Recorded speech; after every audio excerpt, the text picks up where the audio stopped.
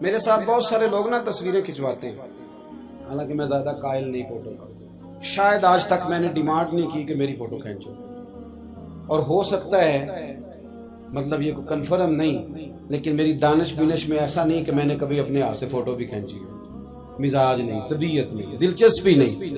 لیکن میرے گاؤں کا ایک موچی ہے، جوتے گانٹتا ہے، اس شخص نے 4 بیٹیاں بیائی ہیں جوتے گانٹ کے، اور میرے ابا جی بتایا کرتے تھے کہ جن دنوں نا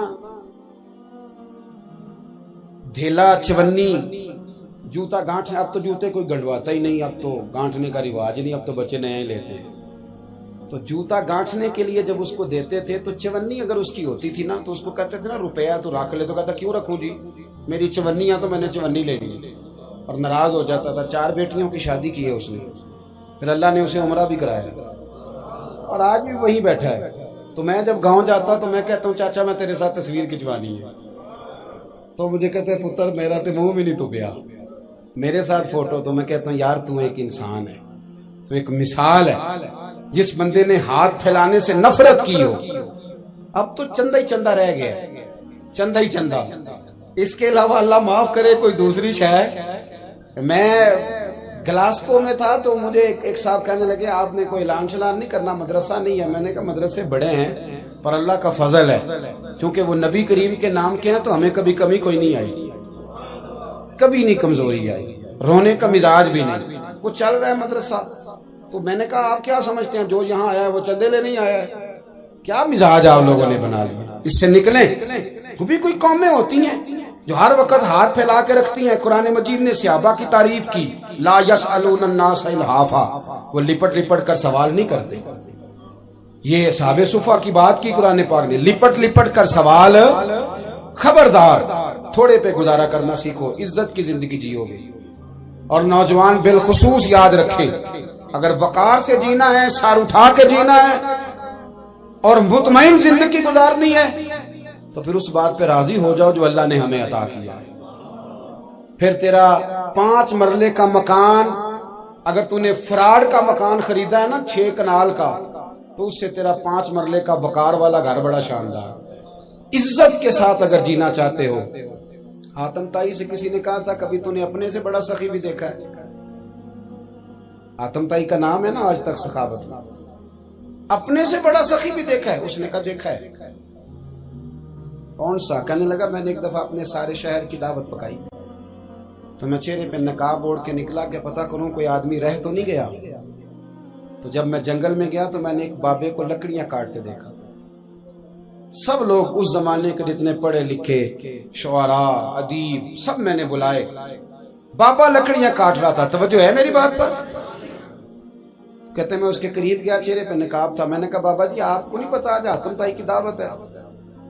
کہنے لگا بیٹے پتہ ہے، تو میں نے کہا جانا نہیں؟ تو کہتے بابا نے عجیب جواب دیا، کہنے لگا مجھے نا اپنے ہاتھوں کی کمائی کا چسکا لگ گیا۔ کس کا چسکا؟ ہاں آج کل چسکا یہ ہے کہ کسی کو پارٹی کیسے ڈالنی ہے، کیسے مفت کی روٹی کھانی ہے۔ کس کا چسکا لگ گیا؟ اپنے ہاتھوں کی۔ بولیے۔ میرے نا مدرسے میں ایک لائق بچہ پڑھتا ہے، مالدار گھرانے کا تھا، تو تھوڑی سی نا آپ کو پتہ ہے دوران طالب علمی ہمیں بھی بڑے بہانے آتے تھے، تو یہ چیزیں یاد آتی ہیں، تو تھوڑا آگے پیچھے ہوتا تھا۔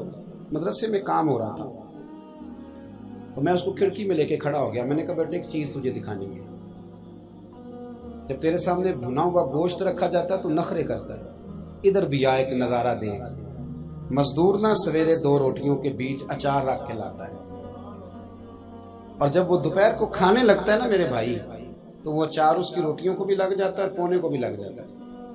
لیکن جب دوپہر کا وقت ہوتا ہے تو مٹی سے لتھڑے ہوئے ہاتھ پہلے وہ جا کے ٹوٹی پہ دھوتا ہے، پھر وہ کیا کرتا ہے کہ وہ پانی کا پیالہ خود بھر کے رکھتا ہے، توجہ میری بات پہ رکھے، پھر وہ زمین پہ بیٹھتا ہے، اور جب وہ پونا کھولتا ہے نا، کبھی اسے کھاتے ہوئے دیکھو، یوں محسوس ہوتا ہے کہ دنیا کی ساری نعمتیں اس کے سامنے پڑی ہوئی ہیں، اور ٹیبل پر بیٹھ کر 22,000 کی روٹی کھانے والے اتنا شکر ادا نہیں کرتے جتنا وہ بندہ شکریہ ادا کرتا ہے۔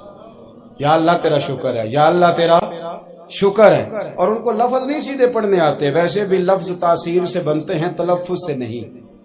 اہل دل آج بھی ہیں اہل زبان سے آگے. صحیح تلفظ نہیں ادا کرنا آتا، لیکن جب وہ ہاتھ باندھ کے کہتے ہیں نا یا اللہ تیرا شکر ہے، تو یوں محسوس ہوتا ہے کہ روٹی تو اس بندے نے کھائی ہے. کھانا تو ورنہ شادی کے موقع پر اتنا کھایا نہیں جاتا جتنا تباہ کیا جاتا ہے، کیونکہ مفت کا ہوتا ہے نا، مفت کا. تو یاد رکھیں محنت کی کمائی ایک حسن ہے، ایک وقار ہے. وہ جو بندہ 50 لاکھ روپیہ مہینے کا یا سال کا کماتا ہے وہ تو دیکھتا بھی نہیں بیچارہ پیسوں کو. وہ بینک میں آئے اور بینک سے ہی ساری زندگی اپنی دولت دیکھ سکتا، لیکن جو 600 روپیہ دیہاڑی لیتا ہے نا، اس کو جب شام کو ملتی ہے تو 3 دفعہ ہاتھ صاف کرتا ہے اور 3 دفعہ بسم اللہ شریف پڑھتا ہے اور پھر وہ جیب میں ڈالتا ہے. پھر وہ حساب کرتا ہے کہ 50 کہاں لگانے ہیں، 60 کہاں. تو خودداری سے جیو، باوقار رہو گے، باعزت رہو. حاتم طائی کہتے ہیں مجھے کہنے لگا کہ مجھے ہاتھوں کی کمائی کا چسکا لگ گیا، اب مفت کے دسترخوان پر مجھے مزہ نہیں آتا. تو کہتے میں تو بس اس کا فدائی ہو گیا. جب میں واپس آنے لگا تو اس نے مجھے آواز دی. میں واپس پلٹا تو کہنے لگا بیٹا آپ بھی دعوت پہ جا رہے ہیں؟ میں نے کہا ہاں. تو اس نے مجھے 5 دینار نکال کے دیے. کہنے لگا یہ لے جاؤ، حاتم طائی کو نہ دینا، وہاں جو آدمی لنگر پکا رہا نا اسے دے دینا. یار بڑے بڑے لوگوں نے روٹی کھانی ہے، چلو میرا بھی حصہ پڑ جائے گا. تو حاتم طائی کہتے ہیں میں گھوڑے سے گر گیا، چہرے سے کپڑا اٹھایا اور میں نے کہا بابا میرے سینے سے لگ، میں تو امیر ہو کے سخی ہوں نا، تو غریب ہو کے بڑا سخی ہے.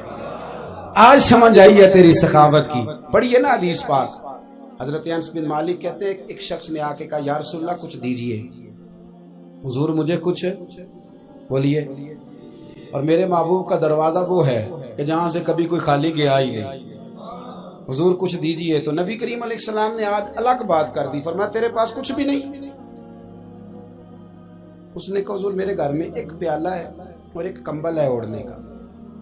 اتنا غریب کو بندہ اس وقت بیٹھے محفل میں جس کے گھر میں ایک ہی پیالہ ہو. جو چپ ہے ان کے بارے میں کیا نظریہ اختیار کرو. کوئی ایسا غریب جس کے گھر میں ایک ہی پیالہ ہو، صرف ایک ہی کمبل ہو. لیکن یہاں بیٹھے میرے سمیت ہر تیسرے بندے کو آپ پوچھ لیں کہ حالات کیا ہیں تو کہے گا دعا کرو. بڑی مشکل ہے.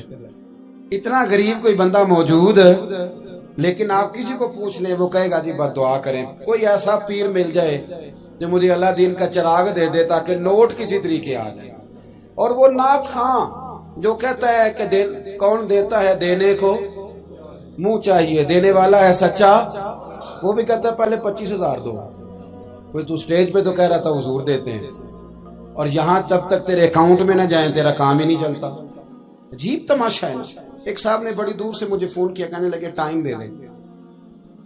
میں نے کہا جی میں آ جاؤں گا، فارغ ہوتا ہوں تو آ جایا کرتا ہوں، مسئلہ نہیں ہے، ہم اتنے بڑے لوگ ہی نہیں، آ جائیں گے. کہنے لگا جی آپ بتائیں مطلب اکاؤنٹ نمبر دے دیں. میں نے کہا یار آپ نے غلط جگہ فون کر لیا، میں نے تو بتایا کہ وہ تو بڑے لوگ ہوتے ہیں، تو ہمیں پتہ ہے اپنی حیثیت کا، انشاءاللہ حاضر ہو جائیں گے، آپ سے بات ہوگی. کہنے لگے نہیں آپ کو تو کچھ بتانا ہی پڑے گا، کچھ بتائیں کچھ بتائیں. میں نے کہا کچھ بھی نہیں، میں انشاءاللہ حاضر ہوں گا. اللہ نے مجھے توفیق دی ہے، میں شام کو بڑی زبردست کھانا اپنے بچوں میں اچھا بیٹھ کے کھاتا ہوں. ایک گاڑی ہے جس پہ سفر کرتا ہوں، اگرچہ مکان میرا 2 کمروں کا ہے، پر کبھی اللہ تعالیٰ نے میرے دل میں یہ تمنا پیدا نہیں کی کہ کوئی بہت بڑا ہو تو گزارا صحیح ہے. میں بڑی اطمینان بخش زندگی گزارتا ہوں، تو میں آ جاؤں گا.